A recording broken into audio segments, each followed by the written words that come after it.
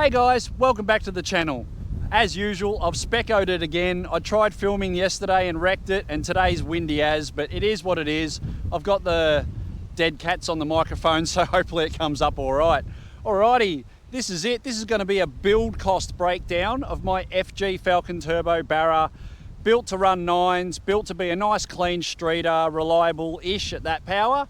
And yeah, we'll get to the cost breakdown, but first, I've got a little surprise. She's got some new wheels, a whole new look and a whole new set of wheels. Check these bad boys out.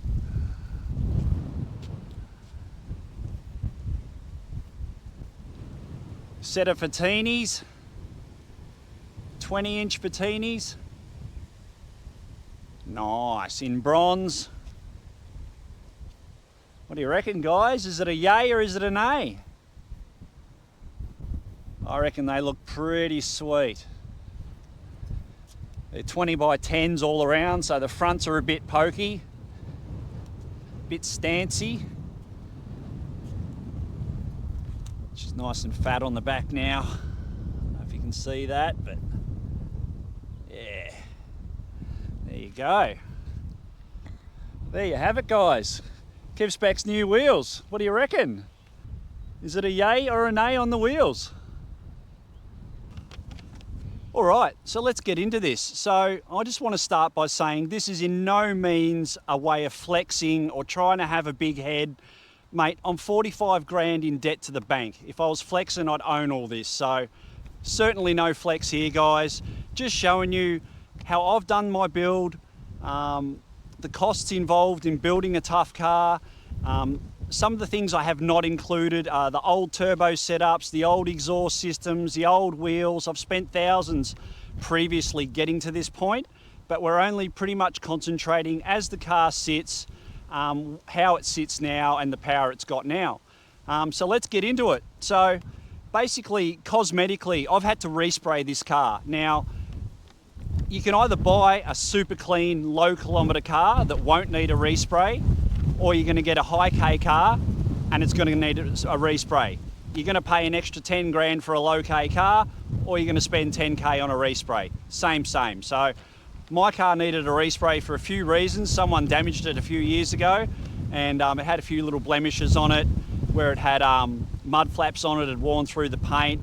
The rear spoiler was coming off. It had a few little bits, stone chips, and I wanted to upgrade to the XR8 bonnet bulge. So for a respray nowadays, you're looking at about 8 to 10 grand cheap. For a good respray, you're looking at 15K plus. Now, some of these prices, mind you, I've been sponsored for some of this stuff. Some of it's mates rates and some of it's not including labor because I did the work myself or I had someone help me. So I paid $7,000 for a respray. That was pre-COVID. That was including a new windscreen and XR8 bonnet. The rear spoiler diffuser on the back window, that was $300 painted and assembled and fitted. Wheels and tyres. Previously I'd spent about $2,800 on the cheap Chinese wheels, the old 5-spoke machine face ones I had. But once again, you can spend anywhere from $1,800 to 5 or 6K on a good set of rims, depending on how nice you want them. And same on the tyres. You can spend anything from $600 to a couple of grand on good tyres. But for this current setup, for the Fatinis, you're looking just over 4K for a good set of tyres and these rims fitted to the vehicle. LED light kit on the front of the vehicle was $300. Interior, once again, I haven't gone all out. I've just fixed the interior, and I haven't included when I sprayed all the black, the cream interior bits black. There was a lot of time in preparation and spraying the interior bits to do the blackout conversion. But the roof lining was $300 fitted. That was pre-COVID. I believe it's a bit more now. Stereo, once again, you can spend anything from $500 to 15K, depending on how keen you are. All I've done to this stereo is I've added an amplifier, a 12-inch sub in the boot, a kicker sub in the boot, and replaced the factory sub on the parcel shelf with a kicker sub as well. So it's got 2 kicker subs and an amp. That was about $600 plus fitting. The tracker and engine cut-off device that I've got fitted to the vehicle was $160 plus fitting. Gauges for the interior. Once again, you can go a bit crazier, but I've got the N gauge plus a boost gauge. They were about $750 to purchase, plus fitting, and the pod holder. If you were to get someone to make a pod holder like that, you'd probably be looking at $200 or $300. The paddle shifts, once again, they were sponsored, but if you were to get paddle shifts fitted to your 6-speed FG Falcon, you'd be looking at around $500. Brakes and suspension, once again, can go a lot further with the brakes and can go a lot further with suspension, but I've done some basic good quality upgrades, I think. So for the front brakes, this is second hand. I got pre-COVID. This is when I bought the car nearly, way 10 years ago. I paid $1,600 for a second-hand Brembo 4-pot caliper, and I put brand new pads and rotors on. So to do that exercise cost me $1,600. The rear brake upgrade is just quality pads and quality rotors. That was about $300 to upgrade them.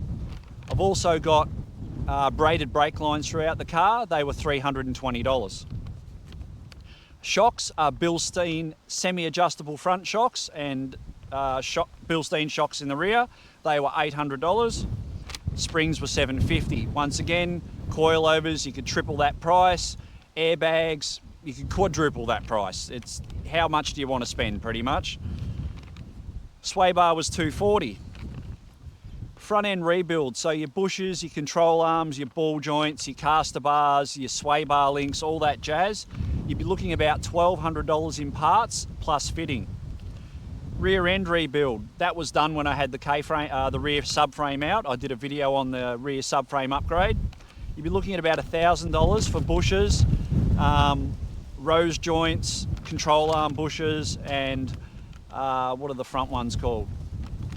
Can't think. Blade arm bushes to do all the bushes in the back. About $1,000 plus fitting. Diff. Now I've been through 2 true tracks in this vehicle. The first one I got about 6 or 8 years out of. It just wore out. There was nothing wrong with it. But when we did the rear end rebuild a few years ago, we put a new true track in it, and that was sponsored. But to put a true track in your vehicle, you're looking at about $3K.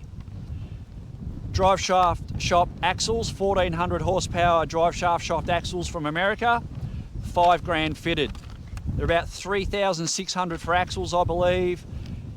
You need special hubs, you need special oversized wheel bearings, and ARP studs. By the time you have all that machined and fitted, you're looking at about $5K.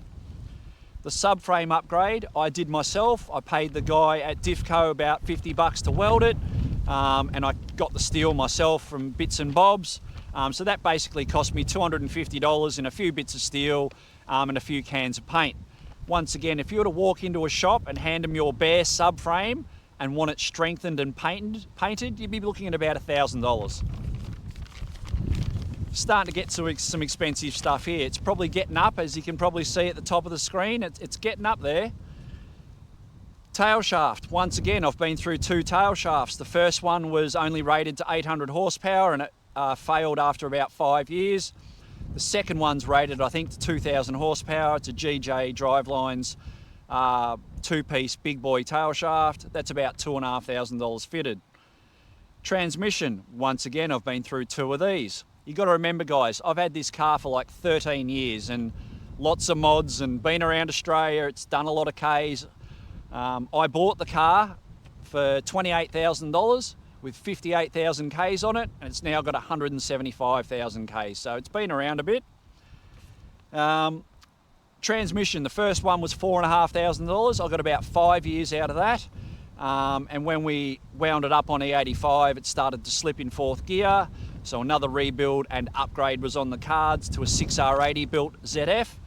That was about $6,000 mates rates. A little bit of sponsorship in there as well. I believe now you'll be paying about $7,500 for a 600 kilowatt 6R80 ZF. But once again, you can spend anything from 5 to 15K on your ZF, depending how big your wallet is and how fast you want to go. But I spent 6K on mine. The transmission cooler, $300. If you wanted to add a fan to that, add about another $250. Fuel system. The fuel pump module is a KPM in-tank module, so no aftermarket, no exterior surge tanks or lines or anything like that. It's a full in-tank system. It runs two 525 Walbro pumps in there. Can also fit a third if I get keen. That module was $2,800. It was $3,200 fitted. The fuel tank had to come out. There's a bit of wiring involved, so on and so forth. The Go Fast Bits drop-in fuel reg, $300. Raceworks 1650 injectors, they were $1,200. Engine bay. Process West intercooler kit and piping nowadays will cost you $2,200. I had to modify and buy more hot side piping, so all up that's cost me about $2,400. Once again, if you were to walk into a shop with a stock car and ask for that to be fitted, drive in, drive out would be about $2,700 to get a Process West Stage 2 kit fitted. Battery relocation, I got a cheap one for $300, a good one will cost you $800.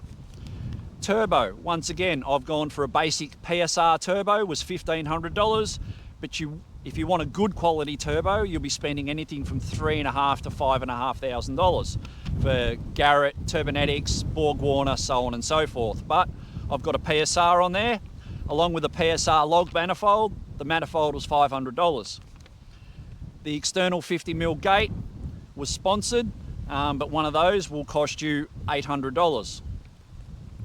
Fabrication for all that, for the modifying of the log manifold to fit a T4 flange, the making of the dump pipe, the wastegate and all the lines and oil lines and all the fabrication to get the hot side fitted was $3,000. Full 4-inch exhaust, including flexi pipe modification, was $1,400. And $500 to fit, including the Varex muffler, which was $600. So $2,000 for the exhaust, $500 to fit, including the Varex adjustable muffler. Tuning for all that. So if you were to hand the car to someone and say, do all this and tune it with multi-boost levels, launch control and rolling anti-lag, you'd be looking at about $2,500 in tuning. Once again, this does not include the thousands of dollars I've spent tuning this car on all the different levels and different turbos and exhausts, and from stock to 350 to 400 and so on. But we're just including the main tuning as it sits now was $2,500. Engine. Build engine, once again, you can spend anything from 10 to 30 grand, depending on how big your wallet is and how fast you want to go. I went for a little bit over a stage 1, almost like a stage 2 build engine. That was $15,500. And to get that fitted, if you were to walk into a workshop and ask that to be supplied and fitted, you'd be looking at about $2,000. I fitted it myself, obviously. The donor engine, I bought an FG donor engine so I could still keep the engine in the car and drive it down to the workshop to get it fitted. The donor engine was $600. Cooling system. $300. Yes, that's cheap because I found out where to get real cheap, genuine Ford radiators for $120, plus some new hoses and a few bits for the cooling system was about $300. Belts and pulleys, $150. A new billet flex plate was $500. New alternator was $350, genuine. Lubricants throughout the car, engine oil, power steering, coolant, ZF transmission fluid and good quality diff oil, all Martini Racing products of course. That'll cost you about $500 to do the whole vehicle. An NA garnish, so to convert the top of the motor from the turbo garnish to the NA garnish and get it painted, because they're not cheap nowadays. If you were to go and try and buy one of them and get it painted, you'd be looking at $400. For a grand total of, I believe it'll be around the $74,000 mark, guys. That's right. I've spent $74K to get to this point, to have a semi-reliable, so this car's run a 10.5 3 years ago and still going strong with the same diff and axles and transmission and tail shaft. It's now got a build engine, so we did a 10.5 with 490 kilowatt at the wheels. It's now got 630. It'd easily do a mid-9 and be reliable and be a fun car. So basically, if you want a really nice FG, painted, blacked out interior, gauges, stereo, nice set of wheels, suspension, Brembo upgrade and a build engine, the car's going to owe you about $100,000, guys. This car cost me $28,000. I've spent 74K, not including all the other stuff. There's an easy 10 or 20 grand in mods before it. This car easy owes me $100,000 plus. So for you young guys, if you're going down that path, I suggest you buy a house first. But yeah, it is what it is. Like I said, no flex, guys. Just trying to show you my journey and what it's cost me to get to this point. I hope you like the video.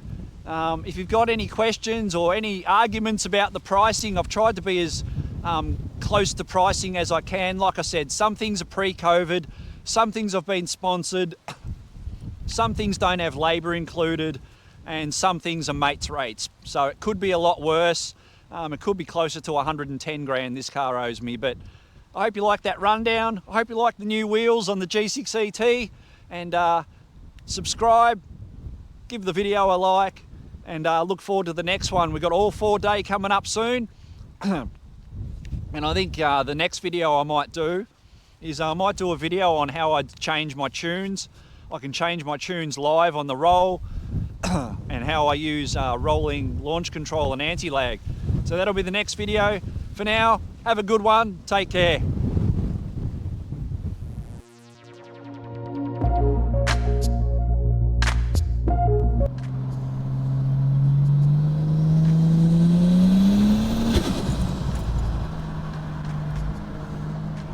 Bit of a dose sound, bit of brake boosting.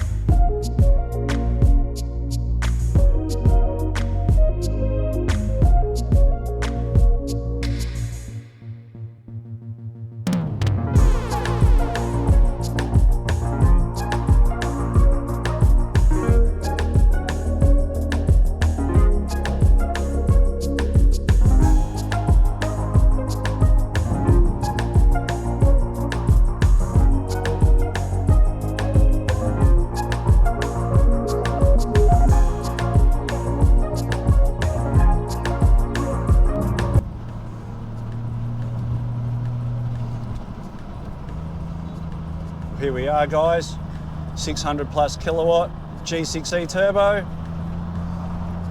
It's just a bit of an afternoon cruise, bit of rolling footage after the cost breakdown video. I hope you like.